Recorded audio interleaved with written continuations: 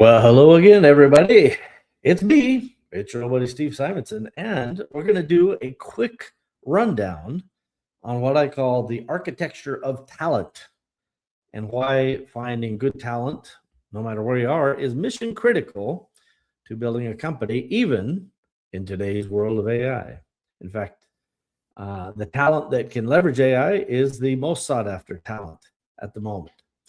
So, just a little bit of background before we dive in. This won't be too long in terms of duration. I think the subject matter is highly important for those founders and entrepreneurs, especially who are trying to think about how they build teams. And this is my system that I've leveraged using the strengths based leadership book from the Gallup organization. And we may get into some of the book findings here in a minute. But the whole point is there is a way to build talent and attract that talent and then help develop that talent further if you have a good system for it. And the one that I use, I'm sharing again today, called strengths-based leadership. And I do believe, in fact, it can be the ultimate operating system to help scale. So we have this thing we call the messy middle, which you see in the diagram as the choke point. So from that 1 to 10 million is what is often described as the messy middle by pundits and business followers and so forth. And it's because the things that you get you to a million really most often won't get you to 10 million. And the things that get you to 10 million most often won't get you to 50 million. And so these tweaks, especially as it relates to the team around you, are some of the parts that contribute to the choke point. And hello out there. I see some live viewers. Just a quick ad hoc. You're very welcome to join and certainly post in your comments where you're from if you can hear me okay. I'm still actually testing this new mic. So we have to deal with both the reality and the delusion, right? And the delusion is we can just AI everything, we can systematize everything. And excuse me, it's not long after trying that you realize, oh, it'd actually be nice if some human help would come along. Ford Motor Company just hired back hundreds of its senior designers and engineers, finding that the AI is still insignificant, or excuse me, incompatible with those final design changes. In other words, AI can't quite get the job done yet. And anybody who uses AI seriously, and I love it, I think it's a great tool, knows that at some point AI will fail on you, right? Especially if you're in long conversations or long projects. It doesn't matter if you're building content or designing websites or coding or what have you. There's a point where the AI gets dumb and it forgets a lot of those things that made you think it was a genius just a bit ago. So the delusion still at this moment is you can't automate everything, and human ingenuity still has extraordinarily high value. I will always believe that. And then, of course, we just discussed the messy middle. 0 to a million is one journey, but to get from that 1 to 10 and then beyond, I think the most complex, hardest system for scale is indeed people. So I need a helper to do that. And so I use the strengths-based leadership system. So we call it the Catalyst 88 system for this, just so that we can throw Catalyst 88 in your face again and again. That's good branding. But the strengths-based leadership says, hey, stop trying to fix your weaknesses and start focusing on your strengths. So if you're really good at something, get better at that. The more you focus on it, the better off you'll be at it. And then bring in somebody else who has a offsetting strength. So as an example, I'm a great starter. One of my strengths is called ideation, which we'll talk about. I can start a ton of things because I'm really good at figuring out what does it take to make this thing come to life. But I'm not the best finisher. In fact, finishing it drains the life out of me. So I need somebody who's really strong, an achiever, who will come in and figure that thing out. So instead of me being a well-rounded individual, we're building a well-rounded team that I think has a much stronger, and by the way, my experience proves it, much higher probability of success. And indeed, This is not, what I call, hocus pocus or using the divining rod to figure out the way. This is based on giant gobs of data, behavioral research in the tens of millions of surveys and assessments from the Gallup organization. They are very talented at this. And then instead of us just thinking of people as, hey, I brought you in, you didn't do the job, you're out, I'll bring in somebody else. We can try to figure out that the talent actually can become a moat for you.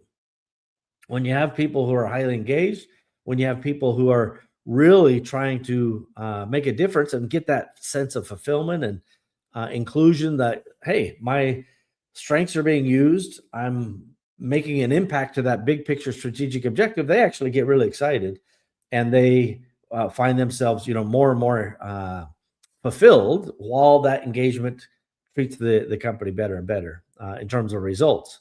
So there's a multitude of wins here, but we'll just carry on. So this is Don Clifton when they created the strengths, and they kind of tripped over this reality that you could help people who are weak in something. And the experiment back, I think it was in the 60s, can you help mediocre readers to become average readers? And the answer was yes, you could. What they found, though, is anybody who was already strong at reading didn't just become, somewhat better or markedly better like the weaker readers. They really, I think 3 or 4x the results. And so Don Clifton said, imagine what would happen if we focus on what was right with people rather than fixating on what was wrong with them. And we've all seen it, when you get the report card from school, you could have 5 A's and you got 1 C and everybody wants to talk about that C. That's kind of what we do in business. We, when we're doing reviews, which I hate annual reviews, there's a way to replace those. But when you're having these interactions, you start out with, hey, we really like you, you're really cool. And by the way, this sucks, you should really fix it. And by the way, you're doing a good job, right? Some people call that a crap sandwich. You can go as hard on that as you want. But what if we just said, hey, instead of you being so awesome at everything, what if you're just awesome at a couple things that were aligned with your strengths? That is where this hard science comes from. And as I like to say, it's not astrology or hocus pocus. It is just behavioral research over the course of half a century. I mentioned earlier, 24 million plus global assessments. And by the way, this data point's, several years old. I'm sure it's many millions higher than that. And more than 1 million teams studied by Gallup, gathering behavioral patterns and data and so forth. And then all of this went into, some of the world-class leaders being interviewed to predict, like, what is in the wiring that makes this possible? Like, what would it take to get predictable results? And that changes it from guessing, I think this will be a good thing or this person will be a good fit, into here's how we deploy and develop their talents to have the biggest impact in a specific role in a specific organization. So I'm all about, just absolute data wonk on this. And Gallup is one of the most data-centric and respected organizations on planet Earth. So here's what a typical organization looks like. This is kind of the average. There are about 15% of the team that is engaged. These are people actively driving the company forward. The builders who care about what's happening and they get fulfilled and they're using their strengths on a regular basis. And then there's the middle. Hey, we're showing up, we're punching in, we're doing what we need to do. Not that into it. That's the disengaged portion of the companies on average.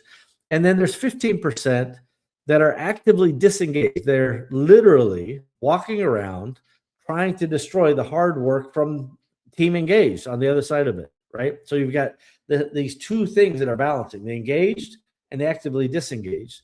And the truth is, if you don't know how to survey your company to figure out who's engaged, who's disengaged, which is not yet dangerous, but could be, and those who are then actively disengaged, you're not finding saboteurs within your own company. And that is where I see an opportunity for people to make a difference, is try to figure out who is not compatible with the organization based on, probably how you set them up, but in part, it could be their own, let's just call it cultural non-fit. And the whole point is like making sure that you get engagement as the priority to your company. And this, by the way, is an average. Every company is going to be a little bit different. There are ways of measuring this, which we talk about a little bit at Catalyst 88 in the Chairman's Circle. So what if you could get 73% attrition reduction, and that is an actual statistic that Facebook, who has been using the strengths-based leadership for some time, they place, as I mentioned earlier, achievers on execution teams to offset ideators, right? That's me. I have the ideas, somebody else needs to get the job done. And when you ask a candidate, hey, what did you do on your best day at work? And they talk about those things. This is one of the ways they discover the behavioral patterns. And what is that attrition? So it's not just less attrition, right? But look at Facebook's stats. Now, this is called a couple years old, so these could be somewhat dated. But Facebook, on average, for every employee they lose to Apple, they're getting 11 from Apple. And Google, for everyone they lose to Google, they're getting 15 from Google. And Microsoft, it's a 30-to-1 ratio. Now, I would argue that, Apple and Google and Microsoft, these are all world-class companies. Facebook, Meta, whatever you want to call them, they also would be considered world-class, right? These are multi-billion or trillion-dollar valuations. But the question is, how are they interacting with their teams and how are they accomplishing these things? I think those numbers speak for themselves. So let's think about this in a very brief, overview, which is there are four methods of thinking about people and their talents or as we like to call them, strengths. So there's the executing. Hey, we're getting things done. We're making things happen. That's the achiever, the focus, right? Even responsibility. We're doing it. Influencing is like, hey, let's figure out what needs to be done and let's help get it done. Self-assurance, maximizer, command, our strengths listed there to help us understand that. Then there are others who are like, hey, let's build some relationships. It's called the glue that holds the human system together. You need the relators. I am one, by the way. You need empathy. You need harmony. These are how you stick an organization together. And then, of course, you need strategic thinking, the ideation, the learner, the futuristic. These are helpful in that strategic thinking. And the whole point is most individuals will find themselves weighted in one or two of these sections versus, broadly spread out. Now, in full disclosure, I have responsibility, self-assurance, relator, ideation, and learner in my most recent top 5. I also have a strategic that was from a past one, meaning that I happen to fall into these 4 domains, but most people fall into 1 to 2 domains, and that's where you want to focus your strengths.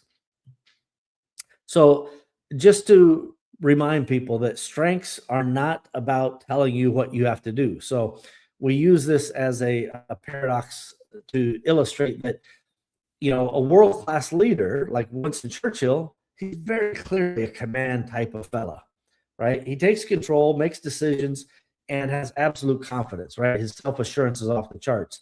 Now, if we just looked at it and said, well, he's a world-class leader, that must mean you need command to be a world-class leader. That would be a mistake.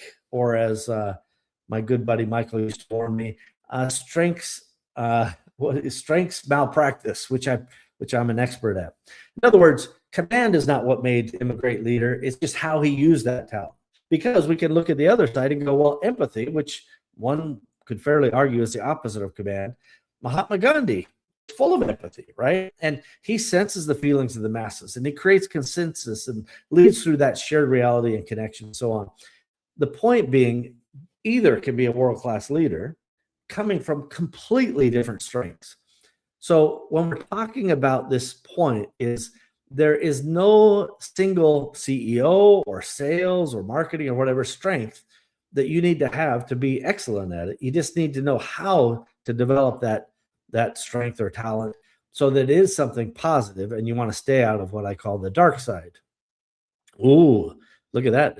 I went right into it. The dark side is where we talk about every strength also leaves a bit of a shadow, And what that means is, a command person who doesn't fully develop that sense of command can come across to someone without that strength as bossy or dictatorial. And so we have to kind of keep a balance on that. Responsibility, I have this one. It's very hard to say no. And taking on too much is common. And then burning oneself out is the result of that, which is the worst. I hate having responsibility as a talent. It is very difficult. And I have to say, I've spent the most time trying to stay out of that shadow or dark side. The strengths curriculum calls those barrier labels, but I do a great deal of work myself to try to make sure that I do, in fact, say no. So for all those I've said no to, now you know why. Learner is amazing. I have this strength. I love it. Learning for the sake of learning is really fun. But paralysis by analysis or head in the clouds, irrelevance, like it can just leave you learning instead of doing, which is obviously not going to get much done if you can't balance that. And then connectedness is another strength. And sometimes people might perceive that the barrier label or the shadow as flaky or out of touch with reality. The point being, if you want to unleash the talent and the core power that is there, you want to maintain and develop that talent or strength so that you avoid the barrier label. Every strength has a barrier label. And just because you're wired a certain way doesn't mean you've, let's say, maximized or fully grasped that strength or talent yet. You may have some work to do. I know I had to work a lot on responsibility, especially. Okay, so just to use me as an example, I have one called self-assurance, and this is where, I definitely think I'm right, but I could in fact be wrong. By the way, not only will I think I'm right, I can probably convince you I'm right with this presentation I'm doing right now, but in fact, I may be wrong. So I try to back it up with my learner and ideation to bring in lots of data and to remind myself that the self-assurance has that barrier label, right? That just, I shouldn't be pompous or arrogant. I have to maintain humility, which is why I don't know nothing about nothing, everybody.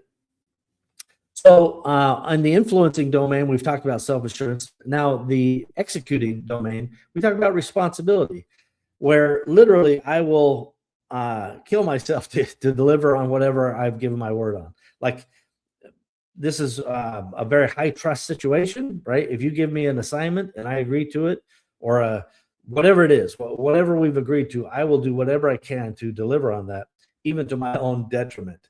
And if I know I'm going to fail on it, I will already start thinking of ways to make it up to you well before you know it's going to fail. That's just part of the wiring of that responsibility. So as we think about that, this is why the vulnerabilities need to be managed. And so in this case, the systemic vulnerability is talking about high ideation, always generating harebrained schemes. I certainly am guilty of that.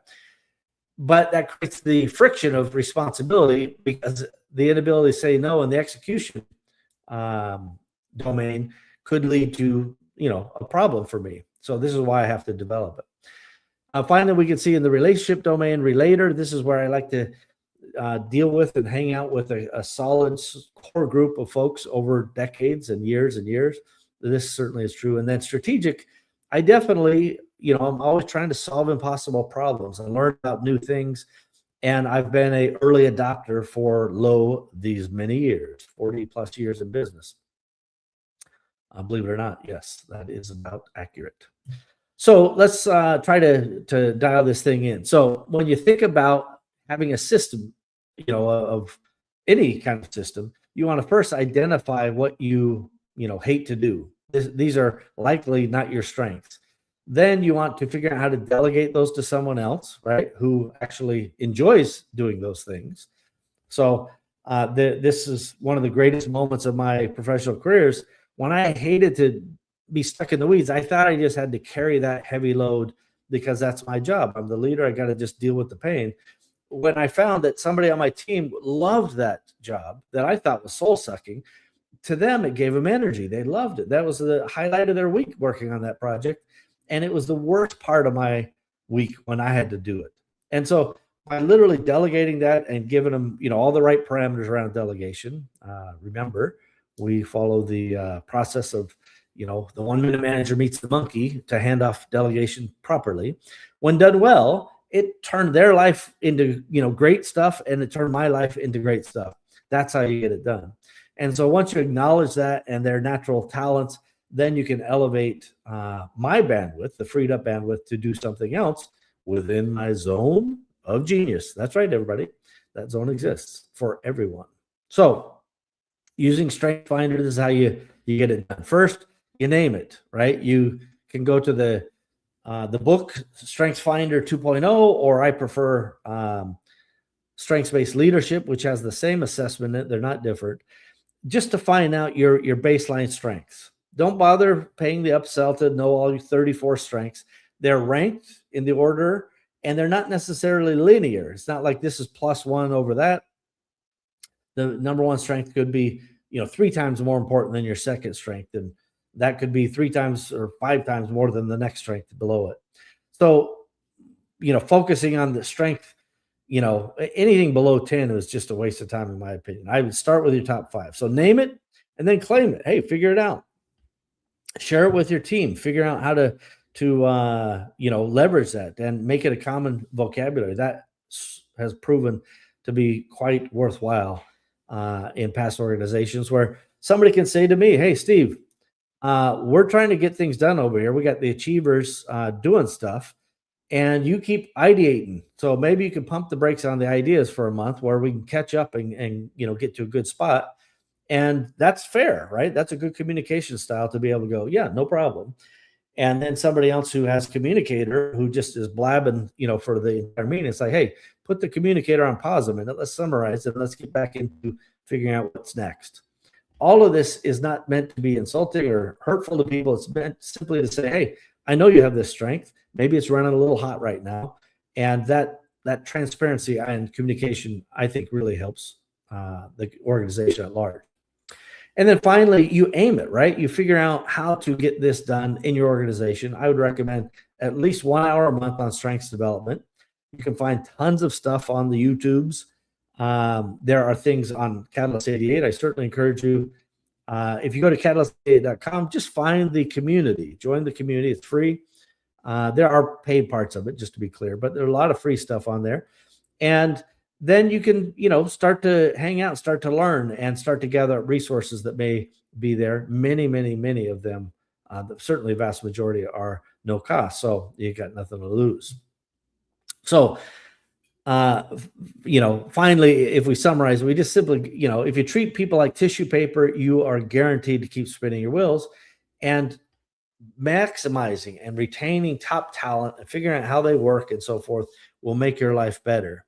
It doesn't mean, that you won't ever have conflict. It doesn't mean that, people magically, will fall into line, so to speak.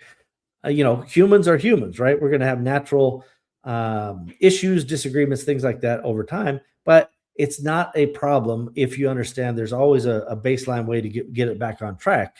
And that's using this strategy. It's a system, and it's a leverage point, strengths-based leadership. So I certainly invite y'all, come on over and hang out with us. I see that there are comments, but I cannot see where those comments are coming from. So I'm not going to post them yet. If you do have any questions, again, come on over to Catalyst 88, share them. We'll be happy to say hello and hang out with you. And I really appreciate everybody coming and playing along today. I hope this is useful. Please, if it is, leave a comment or, come and join us at Catalyst 88, because I want to do these more often if people actually find value. Thanks, everybody. Bye-bye.